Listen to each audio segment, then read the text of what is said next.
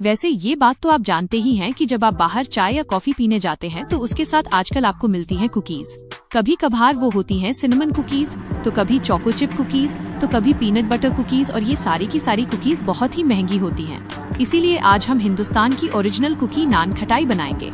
नान खटाई बनाने के लिए जरूरी इंग्रेडिएंट्स देख लेते हैं।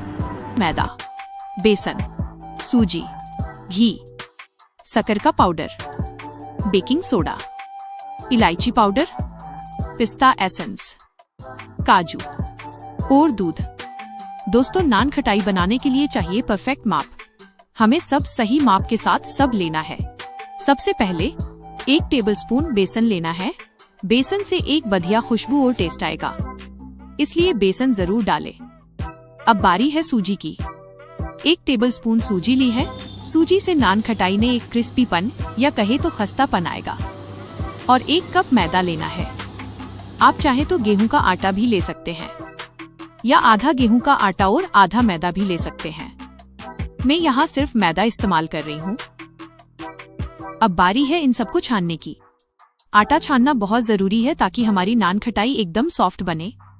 इसके लिए सबसे पहले एक मिक्सिंग बाउल लें और उसके ऊपर एक छन्नी रख दें। अब छन्नी में 1 कप मैदा, 1 टेबलस्पून बेसन और 1 टेबलस्पून सूजी डाल दें। साथ ही यहीं पर हम इसमें 1/4 चम्मच इलायची पाउडर और 1/4 चम्मच बेकिंग सोडा भी डाल देंगे। अब इन सबको एक साथ अच्छे से छान लेना है। छानने से 2 फायदे होंगे। एक तो सब कुछ आपस में सही से मिक्स हो जाएगा, और दूसरा, अगर आटे में कोई भी गुठलियां या लम्स होंगे तो वो निकल जाएंगे और हमारा आटा एकदम एक साथ स्मूथ हो जाएगा। बस इसी तरह से हमें ये तैयारी कर लेनी है। अब एक दूसरे बाउल में हम लेंगे आधा कप शक्कर का पाउडर।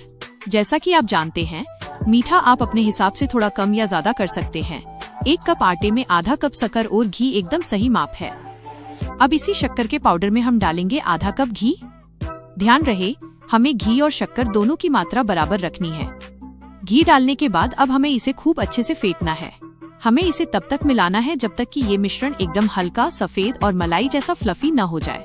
तकरीबन 4 से 5 मिनट फेंटना है। ये स्टेप बहुत जरूरी है क्योंकि इसी से आपकी नान खटाई में वो सटीक जानकारी वाला खस्तापन और जाली आएगी। देखें, ऐसा फेंटने से होना चाहिए। ठीक है। अब जब हमारा घी और शक्कर का मिश्रण एकदम फ्लफी और क्रीमी हो गया है, तब हम इसमें अपना तैयार किया हुआ आटा, मैदा, बेसन और सूजी वाला मिश्रण डाल देंगे। ध्यान रहे, यहाँ हमें इसे बहुत जोर से नहीं गूंथना है।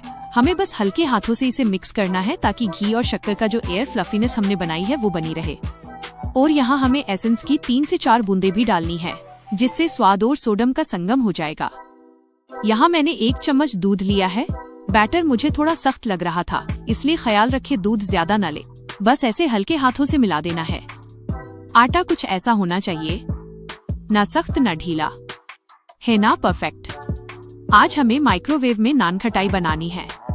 दोस्तों, अगर आप चाहें तो कुकर या बड़ी कढ़ाई में भी बना सकते हैं। आप चाहें तो बताना, हम बिना ओवन से कैसे बनाएं उन पर भी वीडियो बनाएंगे। अब हम नान खटाई के गोले तैयार करेंगे। इसके लिए हम अब एक बेकिंग ट्रे या प्लेट लेंगे। प्लेट पर थोड़ा घी लगा सकते हैं या फिर उस पर बटर पेपर बिछा दे। अब गोले बनाने के लिए 1 चम्मच का इस्तेमाल करेंगे ताकि हमारी सारी नान खटाई एक ही माप की और एकदम सटीक माप में बने।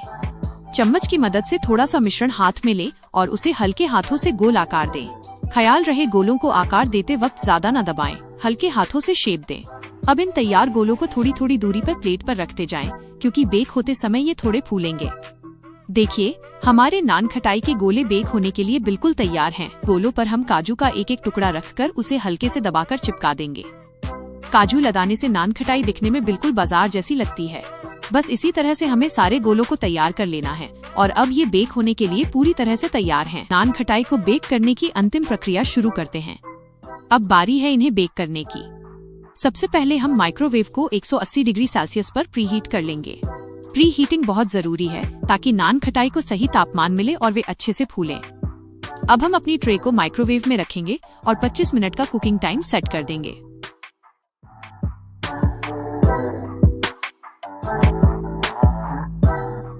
बस अब हमें थोड़ा इंतजार करना है। जैसे जैसे समय बीतेगा आप देखेंगे कि नान खटाई का आकार बढ़ रहा है और बहुत ही लाजवाब खुशबू आने लगेगी। 25 मिनट बाद जब नान खटाई सुनहरी और खस्ता हो जाए तब इसे निकाल लें और ठंडा होने के बाद सर्व करें। तो लीजिए, तैयार है हमारी होममेड नान खटाई। तो देखिए हमारी नान खटाई प्लेट में सजकर बिल्कुल तैयार है। इनका सुनहरा रंग और ऊपर लगे ये काजू इन्हें बहुत ही लाजवाब लुक दे रहे हैं। अब मैं आपको एक नान खटाई तोड़कर दिखाती हूँ। देखिए ये कितनी आसानी से टूट रही है और अंदर से कितनी खस्ता और जालीदार बनी है, बिल्कुल मुंह में घुल जाने वाली। अगर आपको मेरी ये नान खटाई की रेसिपी पसंद आई हो तो इस वीडियो को लाइक और शेयर जरूर करें। ऐसी ही और भी मजेदार और पारंपरिक रेसिपीज देखने के लिए मेरे चैनल अग्रावत किचन को सब्सक्राइब करना न भूलें। अपना कीमती समय देने के लिए धन्यवाद। मिलते हैं अगली रेसिपी के साथ।